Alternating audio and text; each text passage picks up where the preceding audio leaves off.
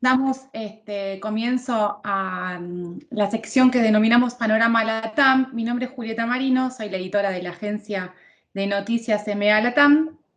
Hoy contamos con la presencia de Juan Luis Waur, que es el director y economista jefe de FIEL, que es la Fundación de Investigaciones Económicas Latinoamericanas. Gracias, Juan Luis, por aceptar nuestra invitación. Gracias, Julieta.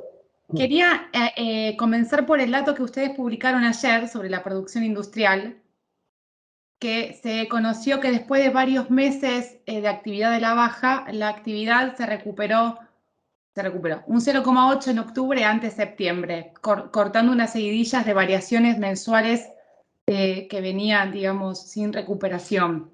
¿Esto ustedes lo toman como una buena noticia? ¿Creen que es el comienzo de una recuperación saliendo de los efectos de la pandemia del año pasado? Lo que estamos viendo, Julieta, es un rebote importante de algunas actividades y de la economía, volviendo a niveles que en la mayoría de los casos son similares a los de la prepandemia, 2019. En algunos casos están por arriba de la prepandemia, otros por abajo. ¿Qué es lo que está por arriba? La industria. La industria, la construcción está un poco por arriba. ¿Qué es lo que está por abajo? En general, los servicios. Es decir, la economía en promedio está, cuando te ubicas con el último dato que hay de actividad a nivel global de Argentina, que es el PBI mensual de septiembre, ese dato está en torno del nivel del 2019, apenitas arriba del 2019. La industria está por arriba porque ha tenido una recuperación más fuerte. Este año Brasil también recuperó y entonces eso ayudó a algunos sectores. Entonces tú tienes algunos sectores de la industria que son básicamente la industria automotriz, que ha crecido algo así como el 80% en el año, la metalmecánica, la actividad vinculada a la construcción, que tienen todos números que son muy altos, pero claro, respecto de un año que fue muy bajo, el año 2020, y en realidad estamos retomando los niveles del 2019 un poco por arriba.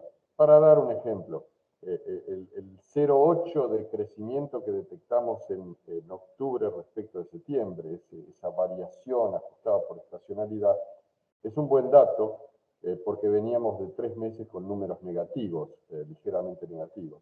El segundo trimestre no había sido del todo bueno en Argentina, de hecho la economía cayó, entonces está rebotando un poco. De todos modos hay que ser muy cautelosos porque estos son datos que lo que muestran es que la economía vuelve a los niveles del 2019, que no son buenos niveles, son niveles bajos respecto de la historia. Esa es la situación. Claro.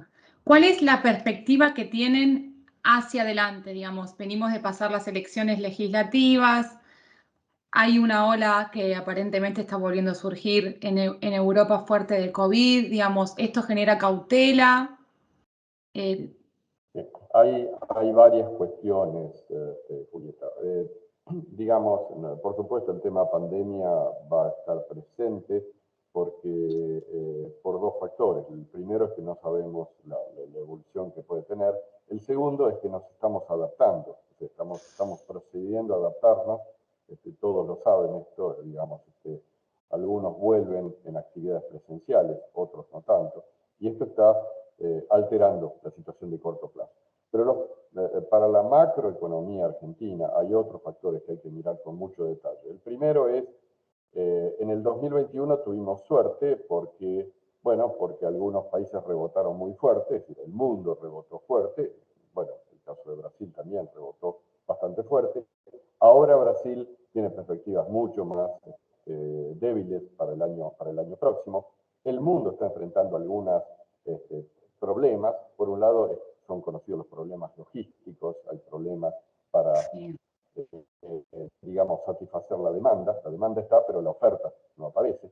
Son problemas esencialmente logísticos. Apareció un problema energético muy importante, también vinculado con logística, también vinculado con cambios en China, que genera restricciones y precios muy altos de la energía. Todo eso son elementos a tener en cuenta.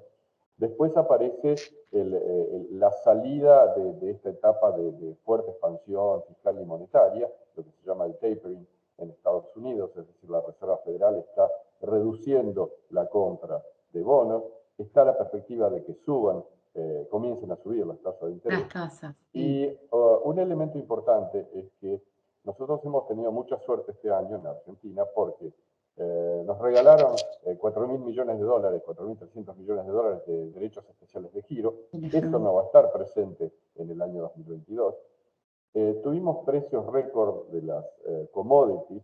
Esos precios récord se sumaron al hecho de que Argentina tiene un sobreprecio a favor. Cuando la soja vale 460 dólares o 470 en el mundo, hoy la soja puertos argentinos está en 550 dólares. Ese sobreprecio es el sobreprecio upriver, que se llama, y eso ha ayudado a tener un nivel de exportaciones en valor muy alto.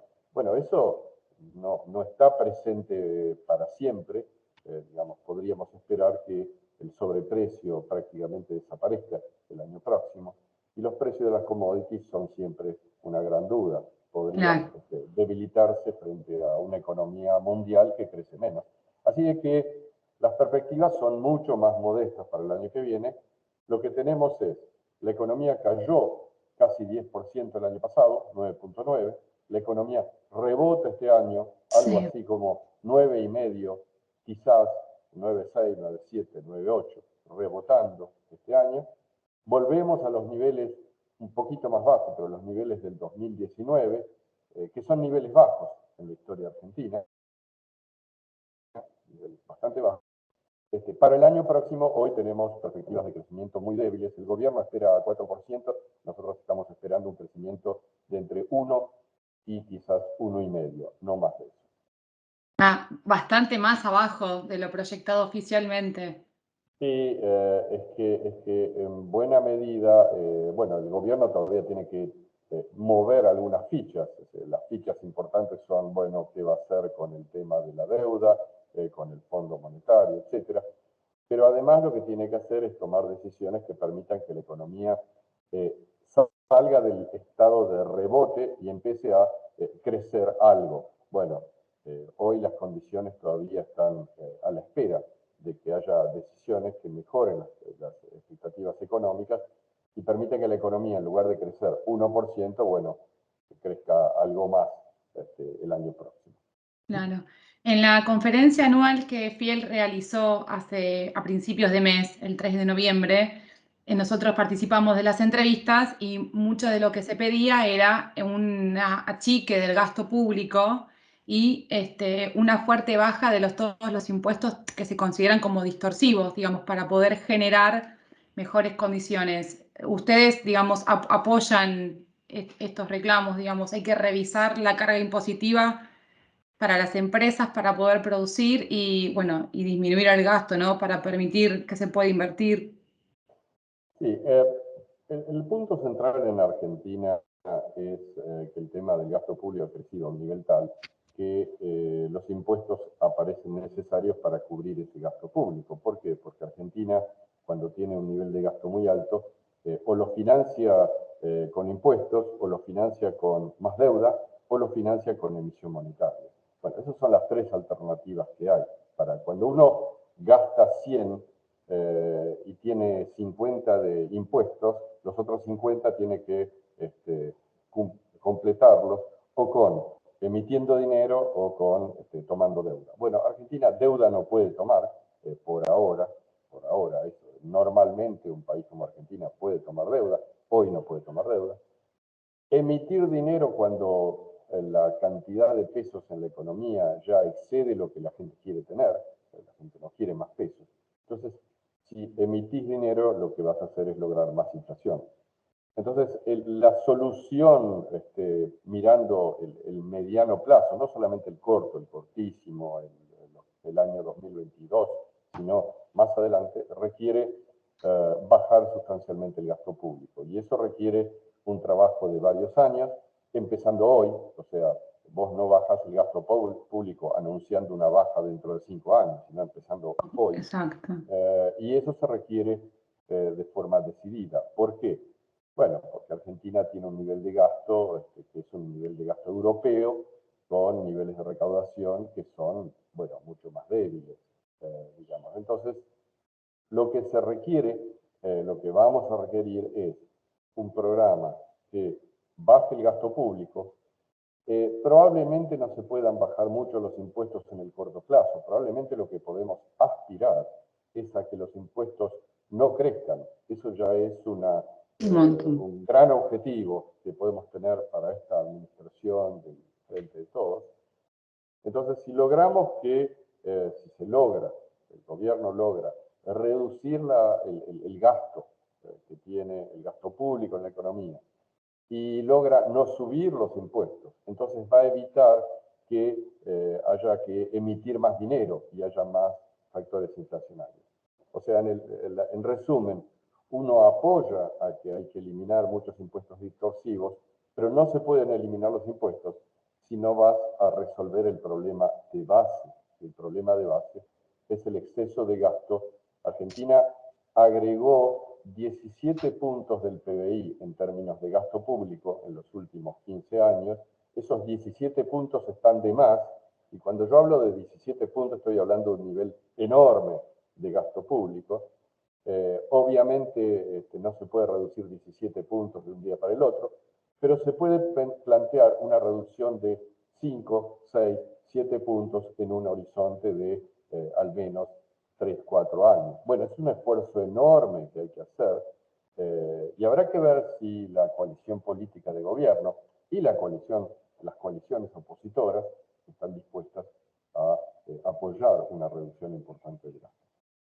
Claro, porque una reducción de esta magnitud a largo plazo implícitamente sugiere un acuerdo político que abarque a todos los actores, ¿no? Quedando 2 años de gobierno, habiendo unas nuevas elecciones, digamos, si se pone en marcha un plan y después no se continúa, todo sigue quedando truncado. ¿Usted cree que estamos en condiciones ahora que estamos como inmersos en una gran crisis, de que haya posibilidades, hay que acordar un acuerdo con el FMI y que una convergencia política de decir, bueno, ¿qué se hace con este gasto? ¿Podemos sostener algo a largo plazo? Si no, es como uno tiene la sensación de que son 4 años de un plan y se vuelve a empezar, y 4 años de un plan y no se sale más. Sí, bueno, estás planteando un problema que no tiene una fácil respuesta en el sentido de, primero, lo que se requiere es que la propia coalición de gobierno defina cuál es su programa. Si no define programa, no hay forma de llegar a ningún acuerdo. No hay forma de llegar a un acuerdo con el fondo, no hay forma de llegar a un acuerdo con la oposición. O sea, lo primero que requerimos es un programa de gobierno que sea razonable. Requerimos un programa que sea aceptable por el Fondo Monetario, que no va a pedir gran cosa porque el fondo sabe que no puede pedir peras al olmo, es decir, puede pedir un programa que encauce la economía a lo largo de varios años, pero empezando desde ahora, no empezando mañana. Es decir, no se puede firmar un programa con el fondo diciendo, bueno, en el 2024 van a hacer el ajuste. No, no, no. Es un programa que empezando a realizar correcciones en el 2022, y yo diría, ¿por qué no? En diciembre del 2021, porque, digamos, todo esto de tirar todo para mañana es, la expresión es procrastinar, básicamente, es no tomar el toro por las astas, no empezar a actuar cuando uno sabe que tiene un problema. Tampoco, si uno no tiene un buen programa, no puede pedirle a la oposición que lo apoye. Es decir, uno no puede decir, bueno, vamos a esperar un programa que le pague al fondo en el año 2024. Bueno, eso no Es un tiene problema. mucho sentido, no tiene mucho sentido, digamos.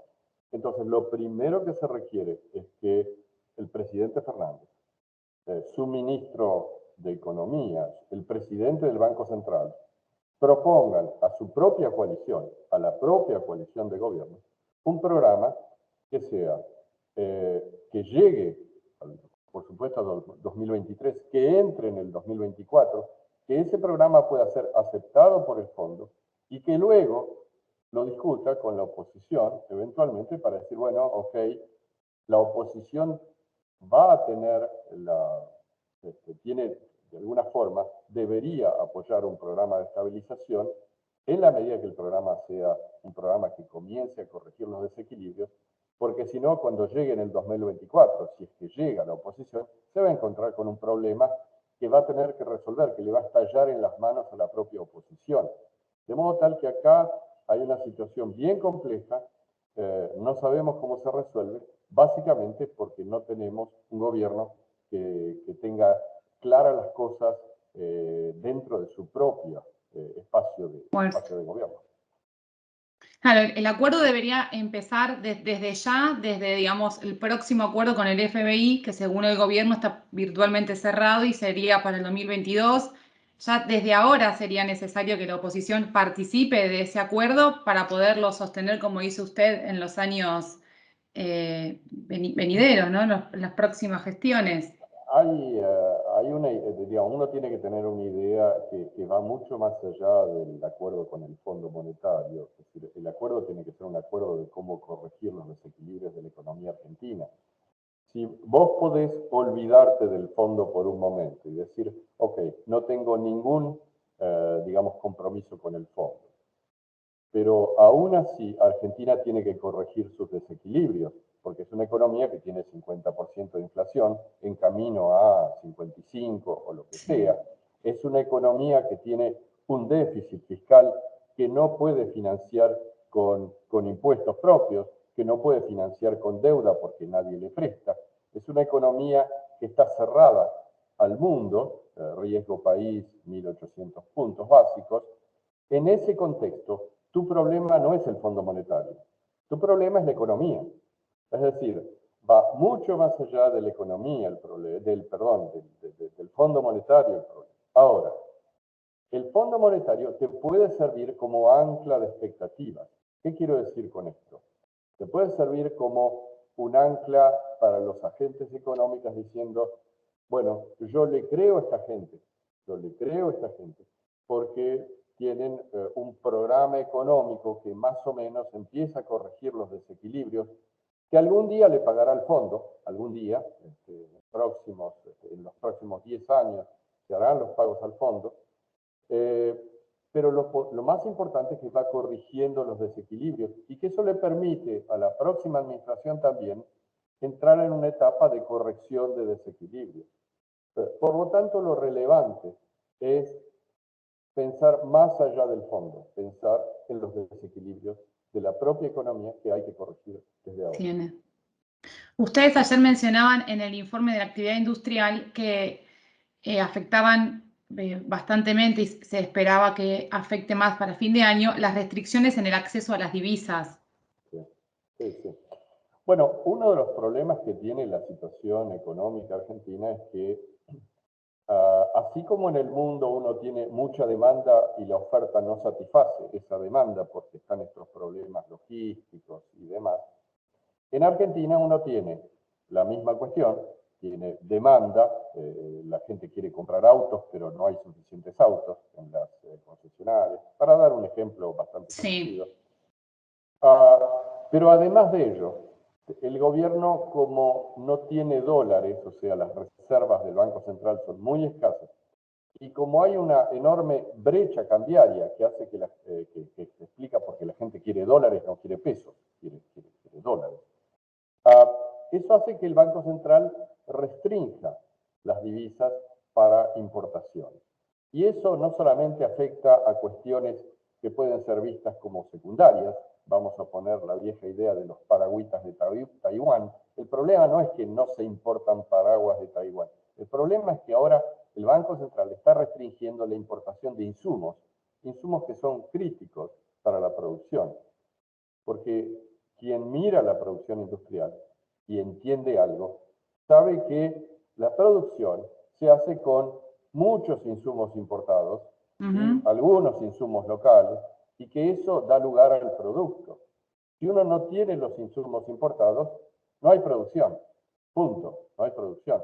Entonces, las restricciones que está poniendo el Banco Central están limitando la recuperación de la actividad. Están limitando la recuperación en varios sectores. Eso pasa en metalmecánica, eso pasa en industria automotriz, pasa en muchos sectores. Y puede pasar en forma inesperada en sectores de alimentos u otras cosas. Por supuesto, para bienes de consumo, es bien sabido que hay una cantidad de bienes de consumo que en la Argentina hoy ya no están disponibles. O están disponibles solamente si uno va a las 8 de la mañana cuando abre el negocio y a las 8:30 ya no hay más. Sí. Podría dar ejemplos, pero es innecesario. Lo que quiero decir con esto es, el Banco Central tiene estas restricciones producto de los mismos desequilibrios macro que antes conversábamos. Si uno no corrige esto, hoy lo que estamos viendo se va a repetir en el 2022, se va a repetir en el 2023, y por lo tanto la economía tiene un límite a recuperarse, porque no puede crecer mucho más si uno le pone tanto freno, desde el punto de vista macro, desde el punto de vista de insumos importados. Esta es una restricción que tenemos y que va a tener que empezar a levantar el Banco Central más temprano que tarde. Más temprano es ya debería empezar a levantar, pero no puede porque no tiene dólares. Claro. Y en el medio tiene un posible acuerdo con el fondo. Bueno, Y tiene esto una no es, brecha cambiaria histórica. Y claro, entonces, la brecha cambiaria no es más que el reflejo de que uno tiene una demanda de pesos que se está cayendo, o sea, la cantidad de pesos en la economía es muy grande y la gente no quiere pesos, quiere otra cosa. Entonces, el precio del dólar sube, el precio del peso cae, bueno, eso es la relación brecha cambiaria, o sea, el peso vale poco, por eso hay una brecha cambiaria de 100%. Argentina ha tenido brechas cambiarias en periodos de desorden macroeconómico. Generalmente el Frente de Todos ha coincidido con brechas cambiarias importantes. Desde el 2010 a la fecha tenemos brechas cambiarias importantes. Solamente se caen en periodos de más libertad económica, durante el periodo 2016-2018 sobre todo. Pero en esos periodos de intervención de los mercados, 2012, 13, 14, 15, 2020, 2021, la brecha cambiaria sube. Uno puede tener brecha cambiarias en momentos muy difíciles de una economía. Por ejemplo, hubo brecha cambiaria en la Segunda Guerra Mundial, para que tengas una idea, de 20%. A ver, estamos hablando Segunda Guerra Mundial, la brecha cambiaria era 20%. Pero cuando el gobierno peronista asume en el año 46, pone restricciones también, y la brecha cambiaria llega al 100%. ¿Cuándo? En el año 48. Y después trepa al 300%. O sea, brechas cambiarias se producen cuando vos tenés mala intervención en los mercados, restricciones, regulaciones, y tenés todo este tema del tipo de cambio oficial y los tipos de cambio libres o paralelos. Tenés todo ese tema. Se te abre cuando vos tenés un mal diseño de la política macroeconómica. Bueno, eso es lo que le va a pedir el fondo a la Argentina. Señores, ustedes no pueden tener 10 tipos de cambio. Usted tiene que tener un tipo de cambio. Puede tener 2 por un tiempo, pero no 10 tipos de cambio. Usted tiene que ordenar eso. Bueno, lo que nos preguntamos no es tanto si se puede hacer, sino si la coalición de gobierno puede plantearse tener un solo tipo de cambio, tener una economía más ordenada. Esa es la gran pregunta que hoy no tenemos todavía una respuesta, ¿no? claro, porque desandar todos estos tipos de cambio también implica levantar todos los cepos vigentes y siguen faltando los dólares, digamos. ¿Cómo Sí, deshacemos toda esta estructura que se montó? se desarma a través de un programa que sea creído por los agentes económicos. Si a vos te anuncian un programa económico, que vos lo crees, no un programa cualquiera, sino un programa que es creíble en términos de que no vas a tener un déficit fiscal extraordinario, y el programa avanza. Suponte que no te creen, suponte que nadie le cree, pero el programa avanza y empieza a cortar el déficit. Entonces lo que vas a ver es que el Banco Central ya no tiene que emitir tanto, ya no va a haber tal sobrante de pesos. En ese momento cambian las condiciones económicas.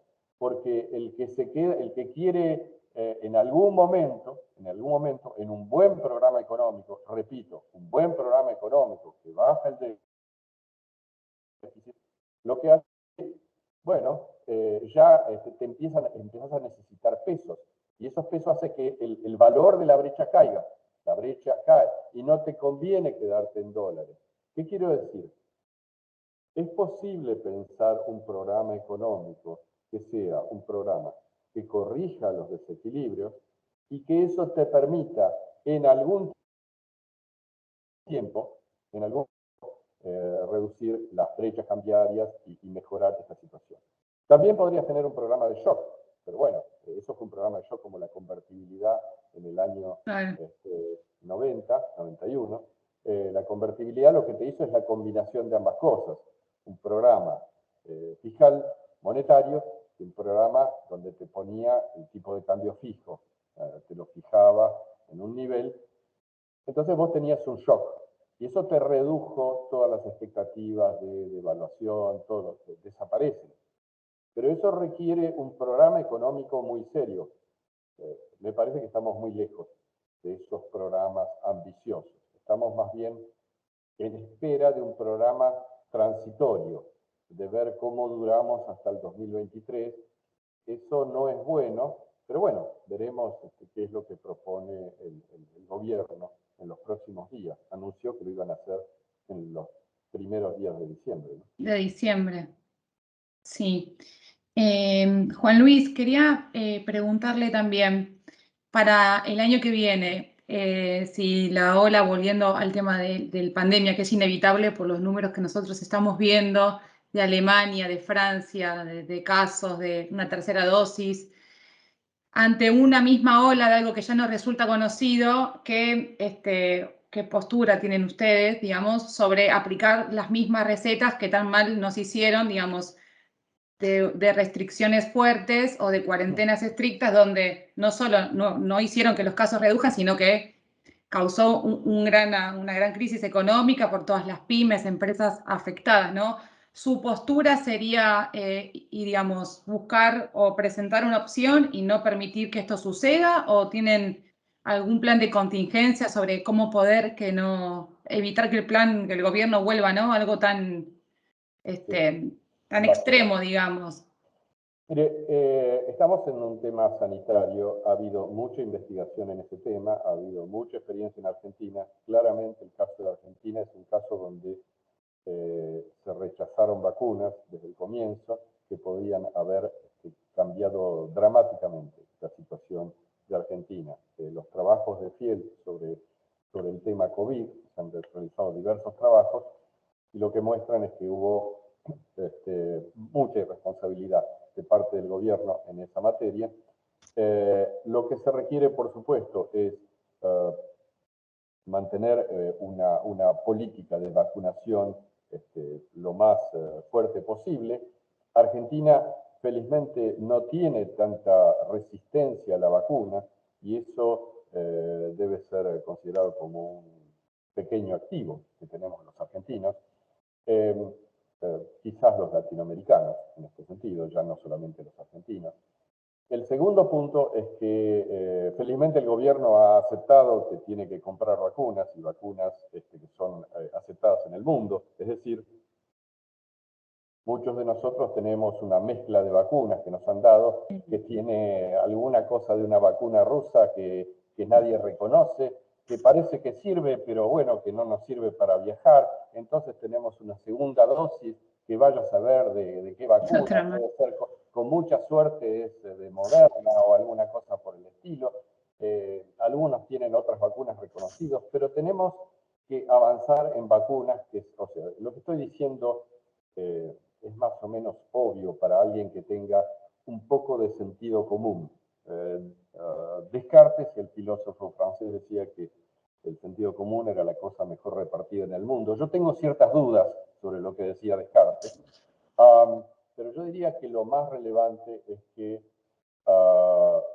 digamos, se vacune fuertemente con las vacunas reconocidas. Esto tiene nombre y apellido, las vacunas reconocidas.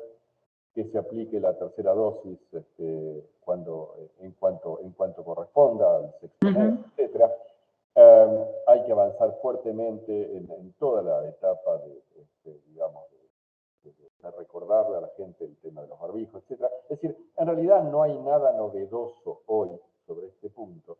Se requiere actuar para tener un menor impacto de las cuarentenas o de las restricciones que algún día a lo mejor usted necesita aplicar, probablemente por 15 días, probablemente por 30 días, pero son restricciones que no pueden ser la solución del problema. Usted no puede enfrentar la pandemia haciendo como los chinos, tapiando las casas del tipo que está enfermo y cerrándosela con un candado. No, eso no se puede.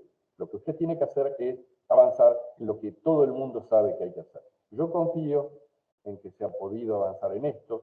El gobierno ha aceptado comprar las vacunas aceptadas en el mundo, de modo tal que, digamos, es probable simplemente que, digamos, podamos pasar estas olas adicionales de forma menos traumática que la que hemos pasado en el pasado. Yo diría que hacia adelante se requiere, por supuesto, tener suerte también que la responsabilidad de la gente sea de respetar ciertas normas, de mantener ciertos cuidados. Sospecho que la población está mucho más informada que las autoridades, que en este sentido han sido bastante irresponsables, sobre todo a nivel nacional y en algunas jurisdicciones provinciales. Así que yo esperaría que esas próximas olas, y ahí simplemente hago el deseo, otra cosa no puedo hacer, que se respete lo que hay que hacer, es decir, la ley de gravedad. La ley de gravedad dice, señor, vacune, y vacune con las vacunas que han sido reconocidas, y vacune masivamente. Eso es lo que se requiere. Claro. Y volver a testear también, ¿no? Porque en los últimos días hay 10.000, 14.000 testeos que uno... Sí, el testeo es importante. Hay que recordar que el testeo debe ser realizado con cierto orden. A cualquiera de nosotros nos ha pasado que hemos tenido un resfrío y nos han mandado a hacer un PCR y bueno, uno tenía un resfrío y está bien a lo mejor hacerse el PCR por eso.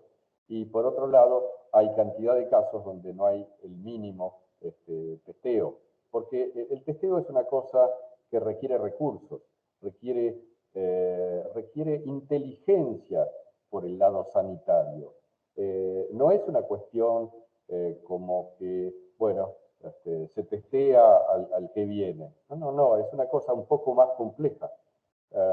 De modo tal que toda la estrategia sanitaria debería ser llevada a cabo no por políticos, sino por especialistas en el tema y especialistas que entiendan junto con lo que entienden el grupo de especialistas que tienen que estar alrededor de una situación pandémica como esta. Claro. Juan Luis, para terminar, quería preguntarle, ayer el ministro de Trabajo, Claudio Moroni, dio a entender que si la economía sigue creciendo, el gobierno está evaluando no prorrogar la doble indemnización. Bueno, ¿cuál era su comentario al respecto? Que el ministro diga que tiene que pasar tal cosa, que no tiene que llover meteoritos para que él haga algo, la verdad que es sorprendente. Si algo ha hecho daño al mercado de trabajo son las restricciones que aplicó el gobierno, el Frente de Todos, desde el inicio de su gestión. Yo les voy a recordar a quienes están escuchando que desde que empieza la gestión antes de la pandemia, lo primero que hace el gobierno es establecer la doble indemnización, duplica la indemnización. Y a partir de que empieza la pandemia, prohíbe los despidos y suspensiones. Por supuesto, lo que llevó eso es a que una parte de la población asalariada no cayera durante la pandemia. Cayó dramáticamente el número de personas ocupadas independientes, trabajadores independientes, asalariados informales, etcétera, todo el resto de los no protegidos. Y ahora lo que está esperando es a que se normalice, vaya a saber lo que significa crecer lo suficiente para el ministro. Tenemos un sistema laboral en el cual uno puede contratar gente, pero no la puede despedir en el momento que requiera la actividad económica. Es un sistema extraordinariamente anómalo en el mundo, que no permitiría el crecimiento en ningún país del mundo. Bueno, en Argentina hay que salir de este sistema cuanto antes. Si lo van a hacer en diciembre, en enero o en marzo, no lo sé. Si lo van a hacer de modo inmediato o gradual, gradual sería, por ejemplo, para dar un ejemplo, es bueno, se elimina la prohibición de despido, pero se mantiene la doble por 6 meses o por un año, etc. Ellos hicieron algo así en la primera gestión del kirchnerismo, entre el 2002, y terminó de salirse del esquema 5 años después, para que tengan una idea de lo que estamos hablando. Del plazo. ¿Entienden? Entonces, es necesario salir del esquema, porque un esquema razonable es usted puede contratar y despedir, y para eso usted tiene la protección legal de las personas que despide con indemnizaciones, etc. No hacer eso es simplemente no estar en el mundo. Entonces, no se puede simultáneamente decir que uno quiere el crecimiento económico y al mismo tiempo decir que el crecimiento requiere, además, que usted mantenga una cantidad de prohibiciones y prohibiciones de despido o a lo que sea. No, no, eso no se puede hacer. Es una forma muy fuera de la economía que se plantea. Eso se plantea desde la política, no desde la economía. Por lo tanto, yo creo que eso es una, digamos, en la medida que se avance, bienvenido, déjeme tener mis dudas de cómo se va a avanzar en esta materia, ¿no? Claro, pero bueno, sí recalcar que es necesario, digamos, No hay, desarcar este esquema que mostró claramente que no ha no hay ninguna ayudado. duda, no hay ninguna duda que hay que ir desarmando eso para que vuelva a ser factible contratar empleo formal, que es mucho más relevante que el empleo informal desde el punto de vista de generar en el futuro un ingreso razonable para la población. Claro, perfecto. Perfecto, Juan Luis. Bueno, le vuelvo a agradecer su buena predisposición y bueno, muchas gracias por participar de este ciclo de entrevistas. Gracias a ustedes, Julieta. Hasta Hasta luego. luego. Gracias.